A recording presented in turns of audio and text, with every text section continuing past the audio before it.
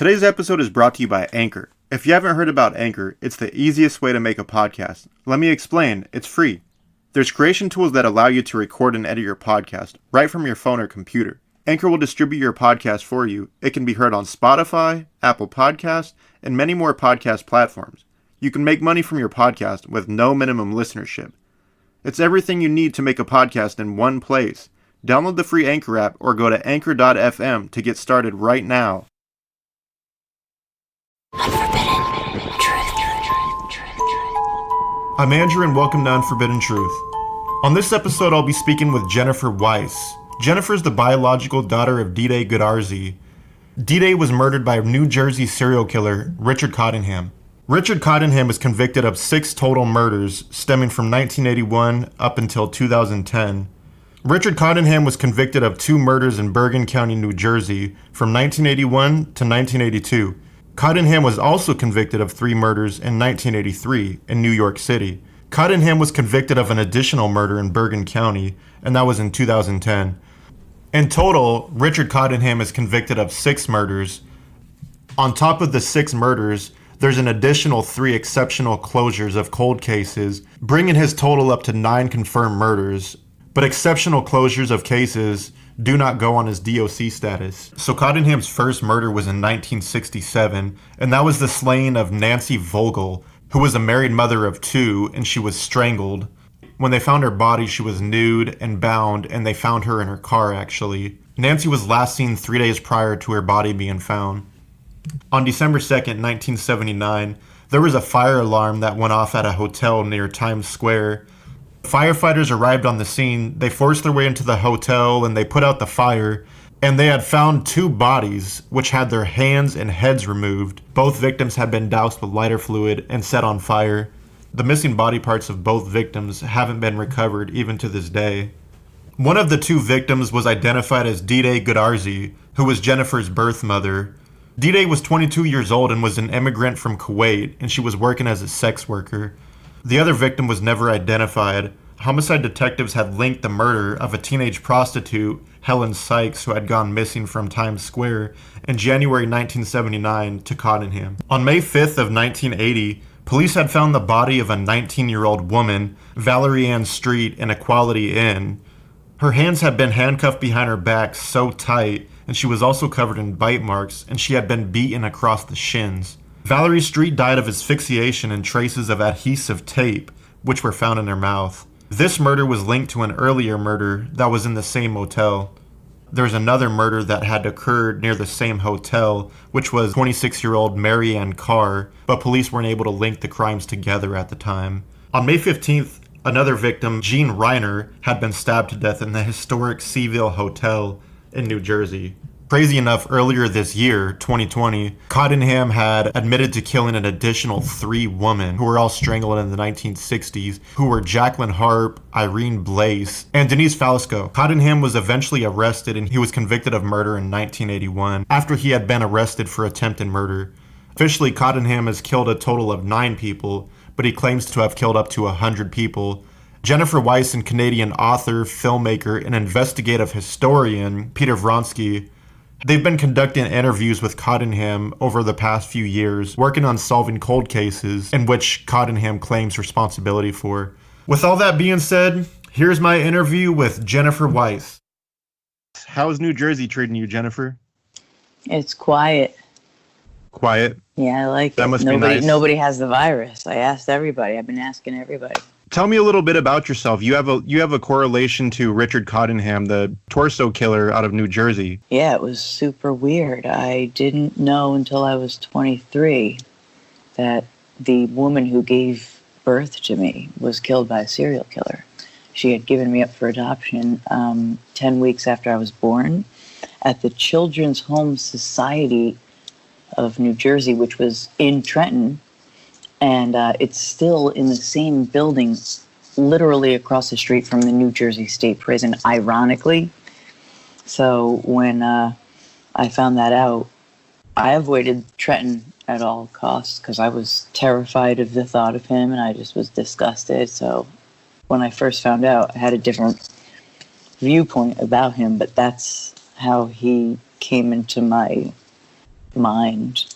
Do you know the entire details surrounding the murder of your mother? I know it's probably hard to think of and talk about. It's not hard to think about. I don't know the entire details. I'm just getting bits and pieces at a clip. I had the opportunity to get the questioning that the detectives did, and that was cool. I had the opportunity to see the legal paperwork surrounding my mom's case, so that was cool. But intimate details about what actually happened, I have to believe may or may not be true, because he's a psychopath and he could be lying to me. When did you first initiate contact with Richard? How old were you, and what was the point at the time? What was your goal or intent in establishing a rapport with the man that murdered your biological mother? My gut wants me to say that it's like I didn't want that to be the end of her story, really. And I really felt like any child that found out their mother's head got cut off would be so irate about it somehow, internally or externally. And I never did anything about it, but the people that adopted me, God rest their souls, they stayed together the whole marriage and gave me a beautiful lifestyle and family and brothers. And everybody was successful in the family, and I didn't think it was going to hurt anybody. And I had just survived cancer, so I was kind of telling my community and a lot of the women in the community, you should kill this killer before it kills you, because I had breast cancer. So I kept saying killer. And I had always made jokes about Richard with my oldest daughter anyway to get me. That's what I usually do to get through a situation that's tough. Like, I'll awkwardly make jokes about it that are just weird.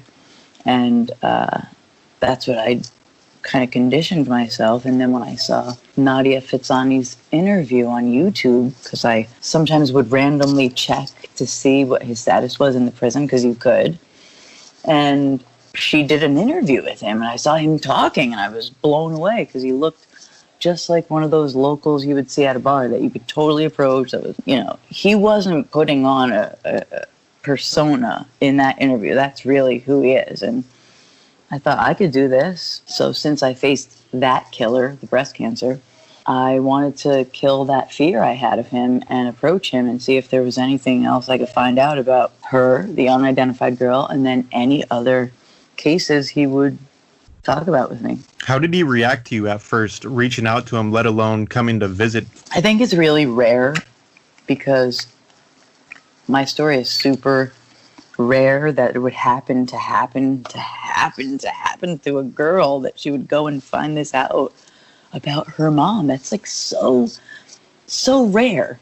Right. So most people would just be terrified and want nothing to do with it. Well, no. I'm not talking about the reaction someone would have over what happened. I'm talking about how that happened to me, like, as opposed to all my other friends who were born of their two parents, and we all go to these suburban schools, and not many people were adopted. And if they were adopted, what were the chances that their mother's head was cut off by a serial killer? It's super duper rare. So it hit home for him, and I was acting comedic about it and friendly and assertive, and I didn't give him a chance to say no.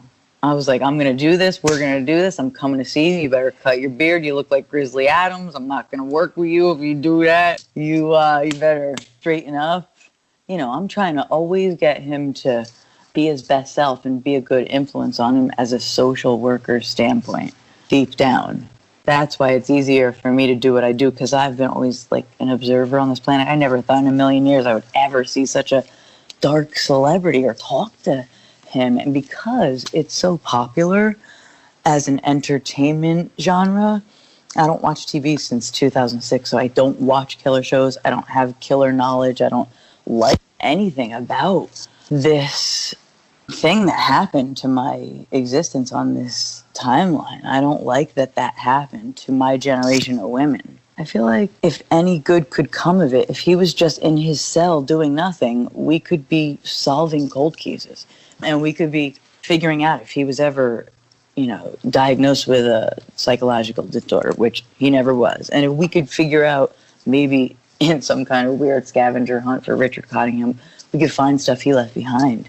And like, I think that's cool to me because it puts to rest a lot of the family's anguish, and a lot of the families aren't even around anymore because he's such an old serial killer from New Jersey from 62 till 79. He was incarcerated when he was 80, so he's been there for 40 years and never spoken about his deep, dark secrets, and doesn't realize he's a psychopath, and never took like real psychological tests, and feels guilty and ashamed and didn't want to work on anything with me. But when I always kind of bring it down to, please do this for me, he'll do it for me. But it's always been really uncomfortable for him because he's been tight-lipped for 40 years, and he never thought Nadia Fazani's work would be aired in the United States because he's super old school. He hasn't lived in society all these years, so he doesn't know that everybody shares everything and the whole world sees everything in real time right now. Anybody can add anybody. You could talk to anybody you want. So all the cases are open. So it's an uncomfortable talk with him. Some states still have the death penalty, which I've always believed in. So it's rough stuff. It's not stuff that anybody would want to talk about. Secrets buried in the past, and unfortunately you have to dig them up sooner than later. Yeah, but it's Nancy Drew style because I always thought he was like a lazy killer and stayed close to where he lived, which on the map and what we see just in Bergen County, where he lived in his life and where there's bodies and cases and newspaper articles and cold cases and unsolved, we make a geoforensic map called NewJerseyGirlMurders.org. And then we kind of figure out if this could be. And then we plan on, my hope is that we could get the FBI involved and have it can't be like a Silence of the Lamb Plum Island where it's fake, okay? Because that would be fucked up. Right. It has to be a psychological week where because it's super hard to get sensitive details during a window visit. So we don't talk about that kind of stuff in window visits. We can only do it in a contact, which since COVID, we can't do it at all. But since, it's tough stuff. So people have made fun of me being like, why is she working with this individual for so long? He must be playing her. It's like, it's just not true. It took me a long time to get to where I am. And the Bergen County Prosecutor's Office helped me get to where I am, and it's all been turning out really well, and I like it. But I know, and everyone else knows, it's not just Bergen County, it's different states, it's the whole coast, it's a lot of New Jersey, it's a lot of different other counties, and we should be looking at that. Right, I believe he's confessed up to, 100 murders? That's what he said. Yeah. Since you've been visiting with him, has either he or you felt uncomfortable in the presence of one another? No. Not at all? No. Even the first time you visited him, you weren't scared or timid or... I've never been scared because he's in a wheelchair and sometimes he forgets his teeth. And then I'm always like, you forgot your teeth. And then he's always embarrassed. And he's a very quiet dude and doesn't have any friends there. And he's in a wheelchair. So people in wheelchairs that are in prison get different privileges. They go down different go different ways. People come and get them. He made it through COVID, and I was weird about it because, I didn't tell him I felt weird, but internally I felt weird. I hope he lives so I could work on this still. But then again, I was like, I don't care either way, really, but I really hope he lives so that we can still work on this because I worked on this and I really still care about it. It was bittersweet because if he would have died from COVID-19, there's nothing I can do, and COVID-19 took him, whatever. I was hoping he would make it through so that we could finish this work. Has Richard ever confided in you about not only the murder of your mother, but let alone any of the other victims or unsolved cases for that matter? It goes to what I said earlier. Who knows if it's real or not? He's a psychopath. I don't know. What has he told you? He's told me a lot. He's told me In addition to the up to 100 that he only was boasting about in Nadia's interview, he doesn't say that to us. We just quoted him on that and have been, and like holding him to it. He doesn't ever boast about any number. There was a time in the beginning when I had asked him and he said, I know exactly what I did because our relationship was so new. I just let that go and moved along. Have you or Peter Vronsky ever questioned him or called bullshit on any of his crimes that he confessed to? Have you guys ever tried to get him to pinpoint whether the age of the victim, color, hair color, eye color? Well, here's the thing. This was something we were trying to call bullshit on him for, was something also that Bergen County spent a lot of time on, and Bergen County spent a lot of time on him, and he just kind of he's so embarrassed and guilty and ashamed. It's hard for him to talk about it because his children are alive still, and they're my age. And he has family and sisters, and he's already known for the worst things ever. Everyone hates him. But it's bittersweet. I want to know, and it's so hurtful to the bloodline. And I don't know what to say because I care about blood too. And I thought for a time he could have been, my paternal DNA makeup, because I said to him, was my mom a random killing, or did you know her? And he was like, I knew her for a while. We saw each other a lot over the course of 2 years. And I was like, is it possible you could be in my DNA? And he was like, it's possible, but it's not probable because your mom was doing what she was doing. But that's just his opinion, So I had to take it into consideration, which meant I had to reach out to the family. And it's so disturbing to have been involved in that. People who are older are still shook. When you first started speaking to Richard and visiting him, one of your goals was to recover the head of your mother and other victims as well, right? Right. So have you made any progress with that in regards to recovering your mother's head or any of the other victims' heads, or is he? I made personal progress by getting people to know I was serious. So now people are helping me, but we haven't discovered anything yet. What's holding him back from telling you the location? Does he want money? Does he want? Well, COVID's holding us back. Right, but has he told you the precise location? Yeah. Has he drawn you maps? Oh, yeah. Okay. We've gone with the Bergen County Prosecutor's Office, the medical examiner, both the New Jersey and New York State Police. I don't want to name everything because then it will give away what location it is in Peter's book. Right. He doesn't want me to tell people. But it's at a prominent New York landmark, but it's also on New Jersey territory, so it's weird. They don't want to, it's when they didn't believe me, I made a baby toy to depict the events I wanted to occur. And they were like, you're hilarious, Jen Weiss. And then it did happen. They were there with him. He needed a whole DOC entourage. It was a big time thing. There was 30 or 40 people at this prominent New Jersey, New York location. And that was phase one. I didn't like about it was that they all stood around a spot that they thought he could have done it based on what he had written me, what he had told Peter, and what we were all discussing with the department. And so when he got there, he wasn't really allowed to gather himself and look and see, does this reflect what my memory is? Is this where this is? Is this where this is? You know what I'm saying? So he went to where they thought. I think it would be great if the next phase, he gets to get out of the vehicle or tell them where he's going. You know what I mean? Because things are different. Roads are different. Things are different.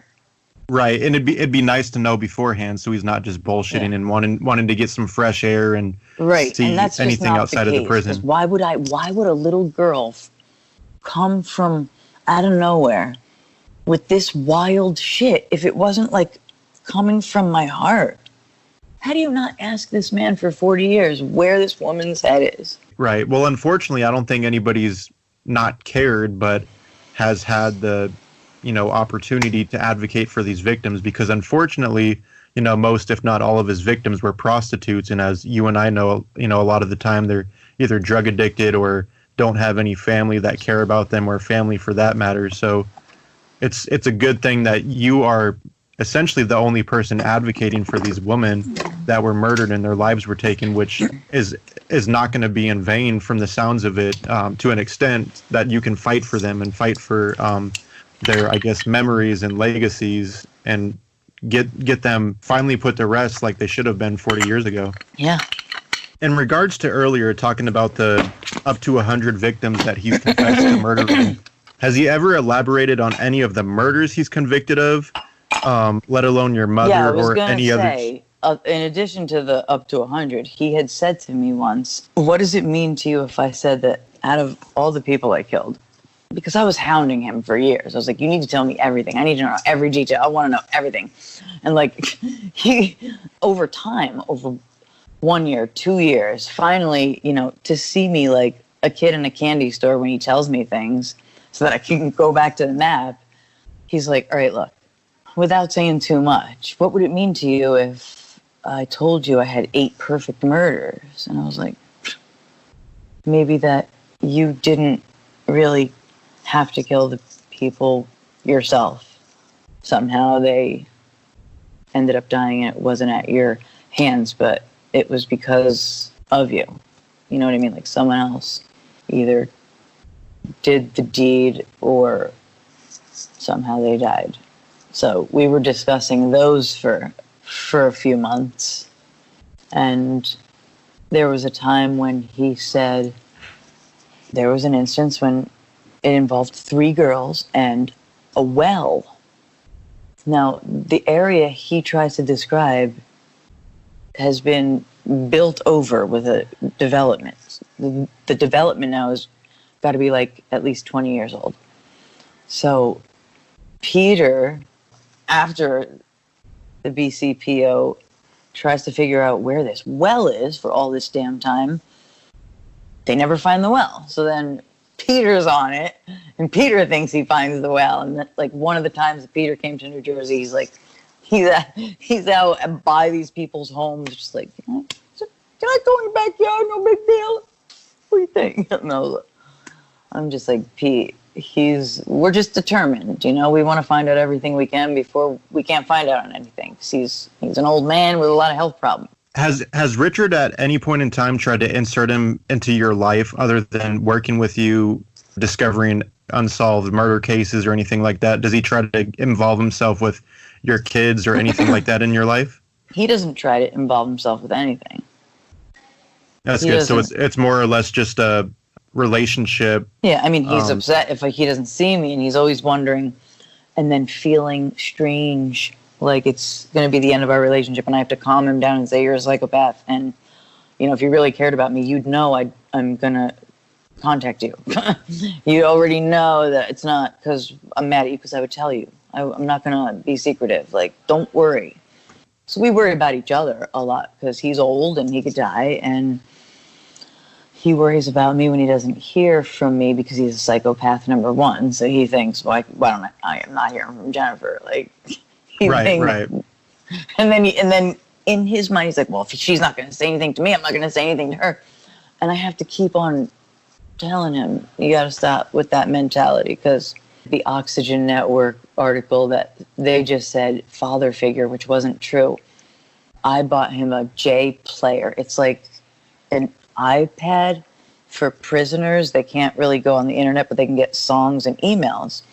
And teaching him how to use it was like teaching a father, because he's an old man and he's never had the technology, and like he's got these big fat fingers, and it was just funny to me. And they took that and they wrote that I think he's like a father figure, but I never said that.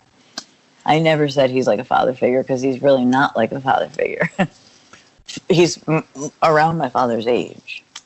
The photo that's gone viral that was part of that article, I believe it looked like you were strangling him. Yeah. And he was looking like, what the hell?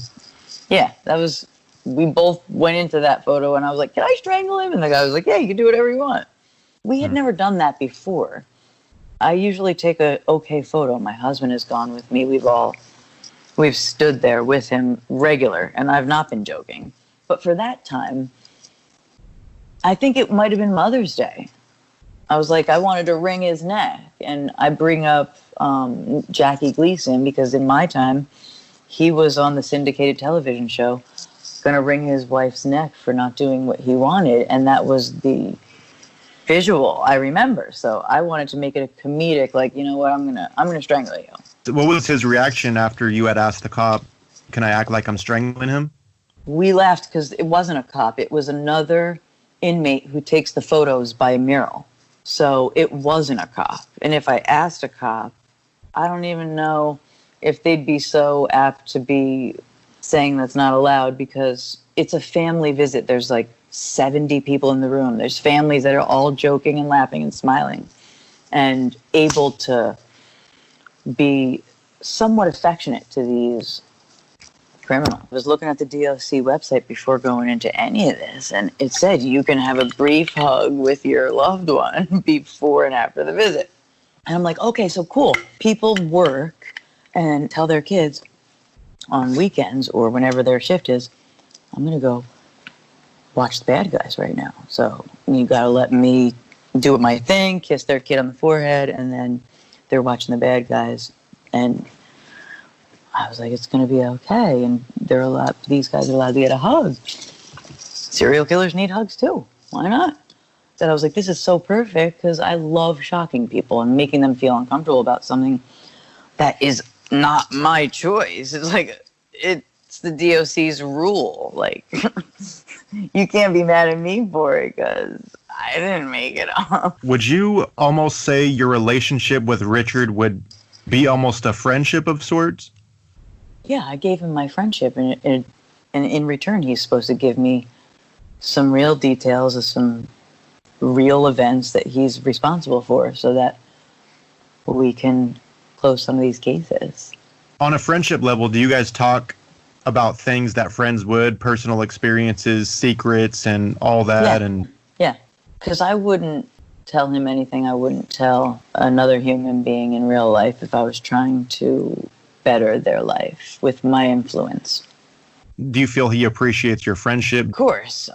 He totally appreciates our friendship, and he's so grateful. And I am close with his niece through all of this. So I know that everything I'm doing and saying goes back to his family, which is a sensitive thing. And he's bashful. And he's like, he lost his whole family. Nobody talks to him. Not a friend. No one. I'm his only friend in life. And he's appreciative. Have you noticed any change in his behavior since you've come into his life? Do you know if he's happier? He had a heart attack because I put him in touch with another family member of a victim, the sister of Denise Velasca, one of the 3 girls that were spoken about at the Midland Park discussion about the 3 girls that he confessed to at once. Remember? Yeah, I remember that. So I put him in touch with Karen because Karen was in touch with me, and she was it was traumatic for her just as much as it was traumatic for me, what happened. And because I was teaching her about the forgiveness aspect and trying to figure out whether it's true or not, figure out more details and figure out the mindset of this individual and just figure out more than what we already knew. So much better to go to the source. Even if you don't know if it's real or not, you get to see how their mannerisms are, see what they're saying, and see if they're weaving a little bit of the truth into it. I don't know if his heart attack was because of the interaction with Karen, but the 2 of them came to a time in their interaction when Karen mentioned her sibling didn't speak after Denise was found dead. Didn't speak for a while. And I'm not going to elaborate anymore on all the other things that happened to the family, but Richard had a heart attack after that, had to go to St. Francis. They called me and said, we think he might die if you want to see him before he goes. So I went. And he always told me I'd never be able to go there. And when I showed up, he was like a deer in headlights. There's a Bitmoji character I made for him that looks exactly like him. He's so animated. What was the point of me telling you all that? He had the heart attack because it was like matters of the heart. He was crying about it. He was upset about it. He was like, I can't believe, number one, he was upset about what happened to his sister, but also he said, it's unfathomable that you would forgive me in a million years. But then, like, to have somebody else forgive me means I'm not asking for forgiveness. I don't want forgiveness. He's like, I don't know why this is happening to me, but I'm so grateful and thankful, and you're a good person, and you're a sweetie, and you're funny. And he's always, while I'm putting him in his place, he's thanking me for being there, because I can't go there and bash him for all these things, because then I'm not going to find out about anything. It's close to my house. It's an interesting case to work on because nobody ever knew much about him. Now my heart is in it because it's my mother and I care about him and his family. And it's like a sensitive thing. So I joke around about it oddly and strangely and weirdly enough. And people don't really understand it, but they've never had a mom whose head was cut off. How do you deal with it at the end of the day between working with Peter Vronsky and Richard Cottingham and knowing what he did to your birth mother at the end of the day while you're sitting there with him? How do you get through the days knowing all of that has happened in your life and you're still working to get some type of closure for the families of the victims? It's painful. I like to say that I'm tough and that I can take it and it's okay, but I've cried so many times, and in my youth and growing up and becoming a woman, I've lost so many hours of sleep before I made this turn. I don't lose sleep now. I am still scared of the dark because I always feel like somebody's trying to kill me. That fear has dwindled away to it doesn't really exist unless I'm out in the dark, which I don't put myself ever in that situation. But I guess if I was still out there, I'd still be scared. So I didn't overcome the fear, really. I just stay away from it. But it can happen to anyone, and it still happens. And there's so many killers out there, and these people are aggressive, and they're traumatized, and they have disorders, and they think that no one is going to find out what they did. That is what pisses me off. The arrogance of doing that to someone, and it's a female. You know, it's a woman, borderline child. I like to say Denise is a child because I've seen, and I know what I saw. But I also wasn't there at that time in the 70s when young girls want to look older. People put on makeup. They grow their hair out. You don't know how old someone is. I get it. He was upset when I said to him that I was mad that he would punch little girls in the face for BJ's. And he was like, what are you talking about? Little girls? And I'm like, dude, Jackie Harp was not looking for a date. She was on her way home with her band flag. What is wrong with you? I'm not stupid. Like, that's when I found out about the trio confession. When you say things like that to him, how does he respond? Does he try to justify it? Does he just not want to talk about it anymore? Well, no, he said, I didn't know anybody's age. I would go out seeking someone, and you don't walk up to them and say, hey, I'm going to abduct you. Are you old enough? You just try to get what you can get, I guess. I don't care if he didn't know that she was holding a band flag. In my eyes, she's still a child because I have the eyes of a woman right now, which I see a lot of people as still children. You're killing women and children. And it's pissing me off, and I want to know the details, so don't fuck with me. I don't hold back. And hopefully you and Peter Vronsky will be able to gather all those details before he does die, which will be sooner than later. So hopefully you guys can squeeze every single detail out of him, because if not, he'll take it to the grave with him, and nobody will ever know the truth. What good will that do? If there's anything to find, if there's any details, I want to know them. Cold cases matter, right? And a lot of families die. So what happens when it's a cold case is that because reality is still something we have to take into account here, and numbers of cases pile up. So the force is constantly working on cases, and the cold cases obviously are last on the list. But then there's special forces. The cold cases have to be dealt with. I don't know why it took 40 years. It should be changed that people of that magnitude in the ranks of killers, they should be assigned a mental health professional to help them deal with their crimes and times so that this doesn't happen. Unfortunately, a lot of them don't have access to that, or a lot of them just don't want to, revisit any of those, I wouldn't say trauma, but... Right. And I was going to mention, the families have to be pushing for it. That's what I forgot to sum up.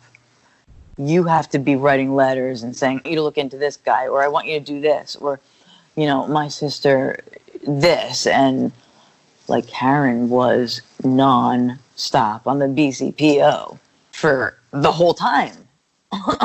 So there was other families, like Lisa Thomas's family, and that one just rolls off my tongue. There's so many I could name. The two girls, Lorraine and Pryor, Lorraine Kelly, Marianne Pryor.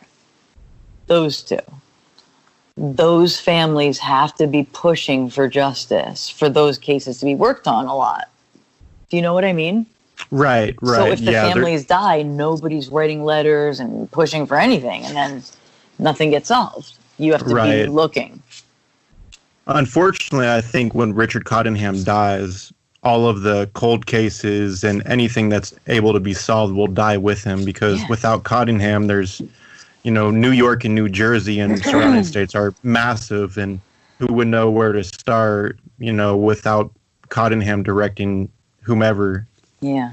That was my interview with Jennifer Weiss. Go ahead and check out my Patreon, patreon.com/unforbiddentruth. Thank you for listening. Thank you for the support. And I hope to see you on the next one. Let's get out of here. Unforbidden.